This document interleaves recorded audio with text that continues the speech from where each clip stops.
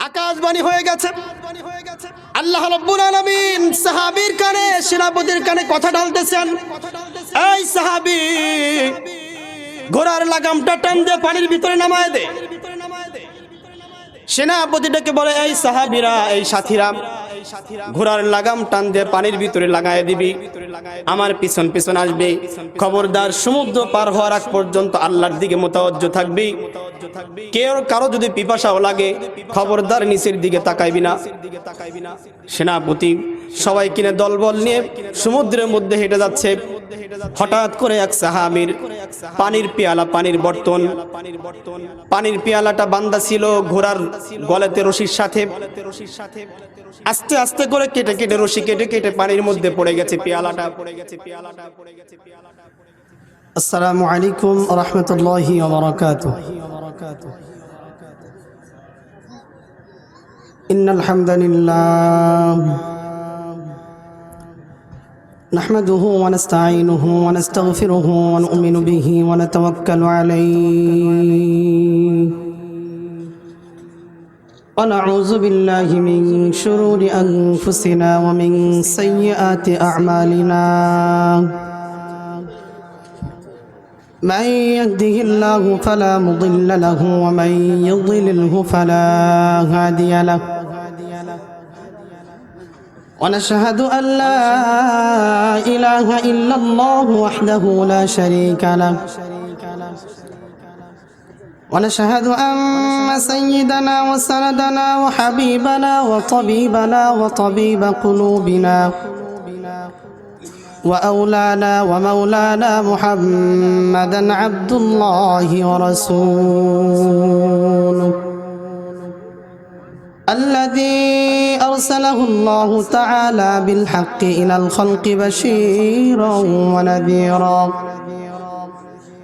وداعيا إلى الله بإذنه وسراجا منيرا. أما بعد فقد قال الله تعالى في كلامه المجيد والفرقانه الحميد. أعوذ بالله من الشيطان الرجيم. بسم الله الرحمن الرحيم. قل إن كنتم تحبون الله فاتبعوني يحببكم الله ويغفر لكم ذنوبكم والله غفور رحيم. وقال سيد الأنام صلى الله عليه وسلم: تركت فيكم أمرين لن تضلوا ما تمسكتم بهما كتاب الله وسنة نبي. صدق الله مولانا العظيم وصدق رسوله النبي الأمي الكريم ونحن على ذلك لمن الشاهدين والشاكرين والذاكرين والحمد لله رب العالمين. الحمد لله আল্লাহ রাব্বুল আলামিনের দরবারে লাখো কোটি শুকর ও সুজুদ, যে মহান আল্লাহ তাবারক তাআলা আমাদেরকে দুনিয়ার সমস্ত ঝামেলা থেকে ফারেক করে, মুক্ত করে, ভালোবেসে, অত্যন্ত মহব্বত করে জান্নাতের একটি বাগানের মধ্যে এসে অবস্থান করার তৌফিক দান করলেন। সেই সাথে কিছু দিনই কথা বলা এবং শোনার মতো তৌফিক দান করলেন। সেই জন্য আল্লাহ তাআলার দরবারে সমস্বরে, জোর আওয়াজে, আবেগের সাথে, ভক্তি সহকারে, দিল থেকে উচ্চ কণ্ঠে কালিমাতুশ শুকর আদায় করছি। বলি আলহামদুলিল্লাহ। লাখো কোটি দরুদ ও সালাম বিশ্বের মানবতার মুক্তির দূত, মুক্তির সনদ, রাহমাতাল লিল আলামিন, আশরাফুল আম্বিয়া, খাতামুন নবিয়্যিন, সাইয়্যিদুল মুরসালিন মুহাম্মাদুর রাসূলুল্লাহ, সকলে পড়ি সাল্লাল্লাহু আলাইহি ওয়াসাল্লাম। সম্মানিত উপস্থিতি, মাগরিব পর থেকে আলোচনা চলতেছিল, হবে ইনশাআল্লাহ। আমন্ত্রিত ওলামা ইকরামগণ এসেছেন, আলোচনা করবেন। বাকি আমাদের মূল টার্গেট হলো, আমাদের মূল কথা হলো যে এই মাহফিল থেকে আমি আর আপনি বাসায় কি নিয়ে যেতে পারতেছি। এখানে যাদের 60 বছর, কারো 50 বছর, কেউ 40, কেউ 35, কেউ 30, কেউ 25, কেউ 20 বয়স হয়েছে, জীবনে কত মাহফিল না শুনেছি আমরা। কিন্তু যোগ বিয়োগ লসাগু গসাগু করলে দেখা যাবে কি ফলাফল হলো 0। যে এই মাহফিলগুলো শুধু শুনেছি, ভালো লেগেছে, শুনেছি, এক কান দিয়ে শুনেছি আর এক কান দিয়ে বের করে দিয়েছি। এখান থেকে আমি আর আপনি কোনো নসিহত নিয়ে যেতে পারি নাই, কোনো সবক নিয়ে যেতে পারি নাই। এই মাহফিলগুলো আমি আর আপনি বসে বেকার সময় পাস করেছি, টাইম পাস করেছি। দেখা গেল কি, এই যে মাহফিলে যতক্ষণ আমি বসে থাকলাম, এই বসে থাকাটা আমার সময়টা অপচয় হয়ে গেল। কি হলো? এই মাহফিলে বসার কারণে হয়তো ঘুমাইতাম, শীতের মধ্যে ঘুমাইতাম, ঘুমটা নষ্ট হয়ে গেল। এই যে আজকে অবস্থা করেছেন যে এই রাত্রে এই যে যুবক ভাইরা বসে আছে, সোনার যুবক ভাইরা বসে আছে, চলে যাইতো অনুষ্ঠানের মধ্যে। এই যে বক্স বাজতেছে না, মাঝে মাঝে খুঁটিগুলো কাটতেছে, বক্সের আওয়াজে না, তো যুবকরা ওইখানে চলে যাইতো। আপনাদেরকে সাধুবাদ মোবারকবাদ জানাচ্ছি, সুন্দর একটা ব্যবস্থা করেছেন, আলহামদুলিল্লাহ। এর জাযায়ে খায়ের আল্লাহ তাআলা আপনাদেরকে দান করেন, আমিন।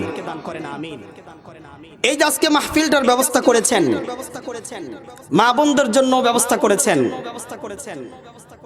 বাকি আজকের এই মাহফিল থেকে আমি আর আপনি যদি একটা ওয়াদা করতে পারি যে আল্লাহ তাআলা যে বলেছেন উদখুলু ফিস সিলমি কাফা, তোমরা পরিপূর্ণভাবে ইসলামের মধ্যে প্রবেশ করো, পরিপূর্ণভাবে তোমরা ইসলামের মধ্যে প্রবেশ করো। আমি আর আপনি আমাদের গর্দানটাকে, আমার মাথাটাকে ইসলামের সামনে নত করে দিলাম। যাই হোক না কেন, ইসলাম থেকে আমার মাথা সরাবো না।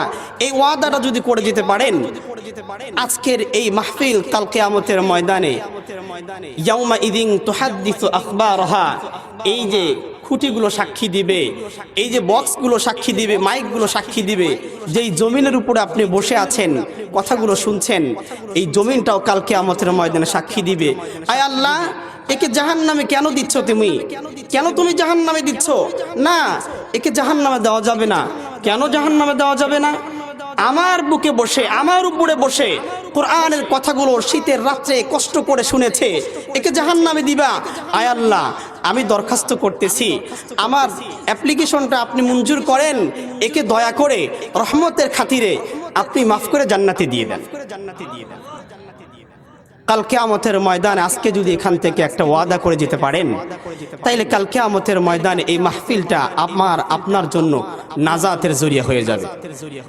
সম্মানিত উপস্থিতি, এই যে বিভিন্ন দিবস আছে আমাদের, এই দিবসগুলোতে শুধু গুনাহ আর গুনাহ, সমস্ত দিবসগুলোতে গুনাহ আর গুনায় জর্জরিত।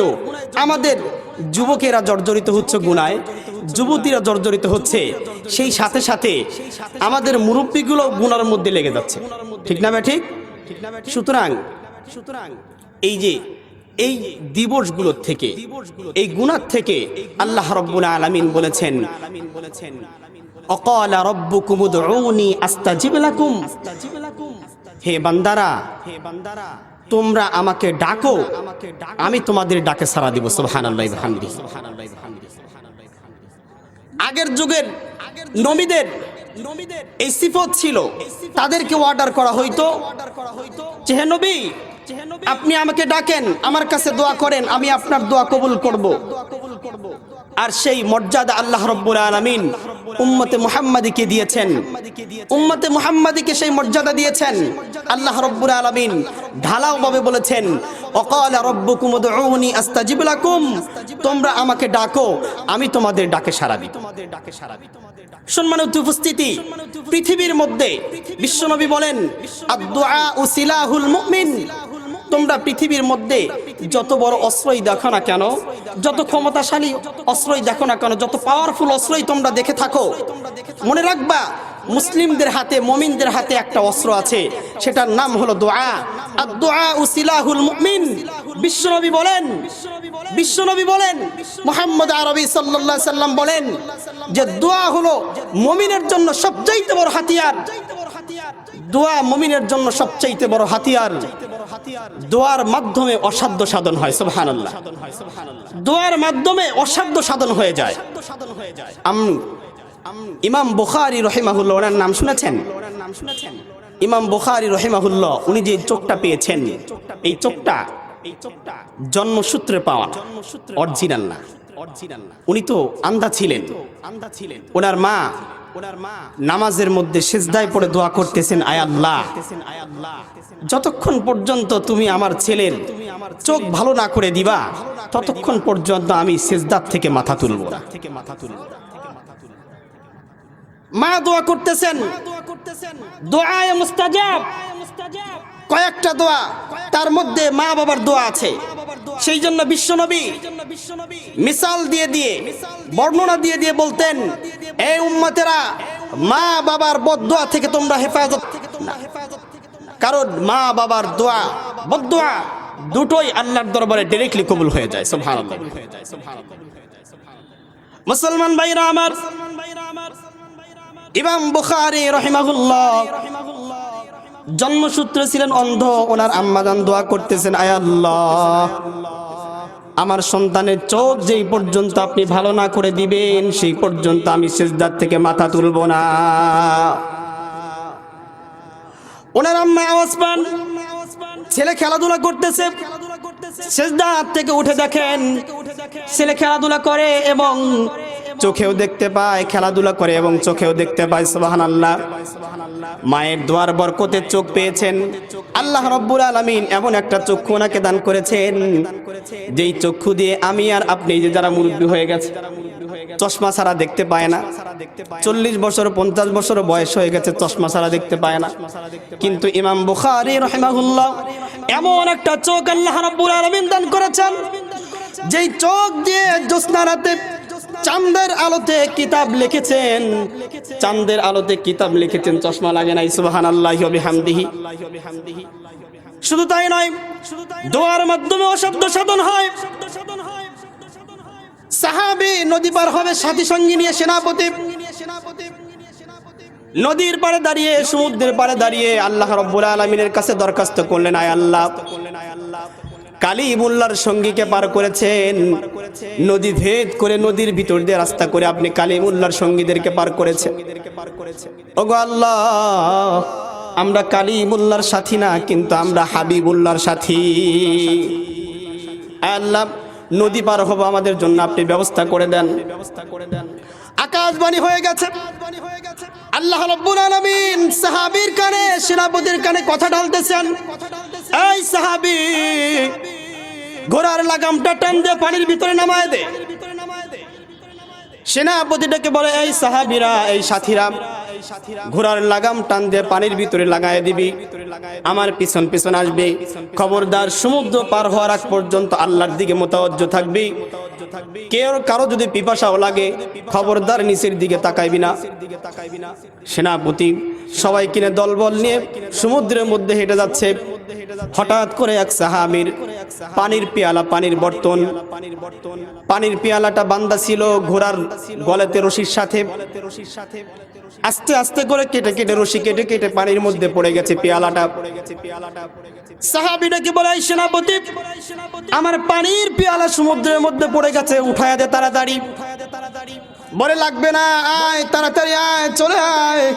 বলে, না না না, আমার ওই পেয়ালা রেখে এক কদম সামনে আমি বাড়বো না, কারণ ওইটা আমার এমন পেয়ালা, ওই পেয়ালাতে পানি পান করেছে মুহাম্মাদুর রাসূলুল্লাহ। ওই পেয়ালাতে পান করেছে মুহাম্মাদুর রাসূলুল্লাহ, পানি পান করেছে। আমার নবী যেই জায়গা ঠোঁট লাগিয়ে পানি পান করেছেন, সেই জায়গা ঠোঁট লাগিয়ে আমি পানি পান করি আর আমার নবীর কথা স্মরণ করি। সুবহানাল্লাহ।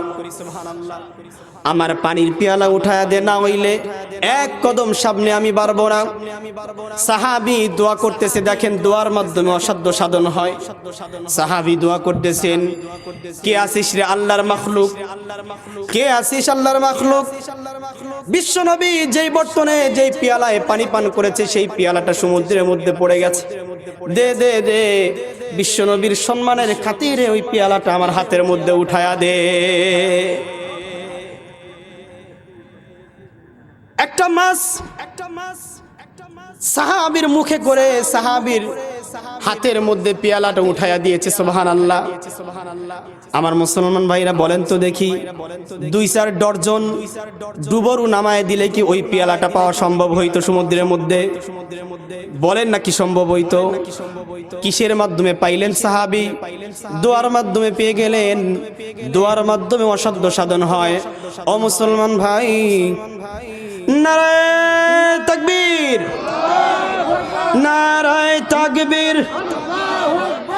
খতিব সাহেবের আগমন, খতিব সাহেবের আগমন। সম্মানিত উপস্থিতি, এই যে গুনাহে জর্জরিত আমাদের সমাজ, আমাদের দেশ, এই গুনাহ থেকে বাঁচা সম্ভব হবে একমাত্র কারণ আল্লাহ রাব্বুল আলামিনের কাছে ক্ষমা প্রার্থনা করেন। আল্লাহ রাব্বুল আলামিন বলেন, ফাকুল তুস্তাগফিরু রাব্বাকুম ইন্নাহু কানা গফফারা। ভুল করেছো, গুনাহ করেছো, গুনার পাহাড় করে ফেলেছো তুমি, ভয় নাই, আমার কাছে মাফ চাও, ক্ষমা প্রার্থনা করো। ইন্নাহু কানা গফফারা, আমি সিরিয়াস ক্ষমাশীল। চিল্লায় বলেন সুবহানাল্লাহি ওয়া বিহামদিহি। যেই গুনাহ দুনিয়ার আদালত ক্ষমা করতে পারে না, দুনিয়ার কোনো মানুষ ক্ষমা করতে পারে না। কোন সমাজের মানুষ যদি আমার গুনাহের খবর জানতো, আমার ওয়াজ কেউ শুনতো না, আমার পিছে নামাজ কেউ পড়তো না, আমি সমাজ প্রধান, আমার প্রধানই কেউ মানতো না, আমাকে পিটাইয়া লাঞ্ছিত করে জুতোর মালা গলায় দিয়ে সমাজ থেকে বের করে দিত। আল্লাহ রাব্বুল আলামিন বলেন, আমি ওই গুনাহ তোমার গোপন রেখেছি, তুমি আমার কাছে মাফ চাও। ইন্নাহু কানা গফফারা, তুমি মাফ চাইতে দেরি হবে, আমি আল্লাহ তোমাকে মাফ করতে দেরি করব না। সম্মানিত উপস্থিতি, আমাদের সমাজ, আমাদের দেশ আজকে গুনায় জর্জরিত। প্রত্যেকেই আজকে ছেলে গুনাহ করতেছে, বাবা তাকে সাহায্য করতেছে, মেয়ে গুনাহ করতেছে, বাবা তাকে সাহায্য করতেছে, মা তাকে সাহায্য করতেছে। কিন্তু কাল কিয়ামতের ময়দানে ওই ছেলে সন্তান, ওই মেয়ে সন্তানগুলোই বলবে, নাজআলুহুমা তাহতা আকদামিনা লিয়াকুনা মিনাল আসফালিন। ও রব্বুল আলামিন, আপনি নিয়ে আসেন আমার বাবা মাকে, আমি আমার বাবা মাকে পায়ের নিচে ফালাইয়া পারাইতে পারাইতে জাহান্নামে চলে যাব। কেননা যে আমি দুনিয়াতে গুনাহের কাজে লিপ্ত হয়েছি, তারা আমাকে সাহায্য করেছে, সহযোগিতা করেছে, কখনোই বাধা প্রদান করে নাই। সুতরাং বাবা মাকে নিয়ে আসেন। সম্মানিত হাজিরিন, যারা বাবা হয়েছি, যারা বাবা হয়েছি, দাদা হয়েছি, তারা একটু নিজেকে প্রশ্ন করি যে আমার মেয়ে যদি কাল কিয়ামতের ময়দানে আমার বিরুদ্ধে মামলা দায়ের করে, তাইলে আমি সেদিন কোন কোর্টে আপিল করে সেই মামলার থেকে আমি রেহাই পাবো? সুযোগ আছে কি?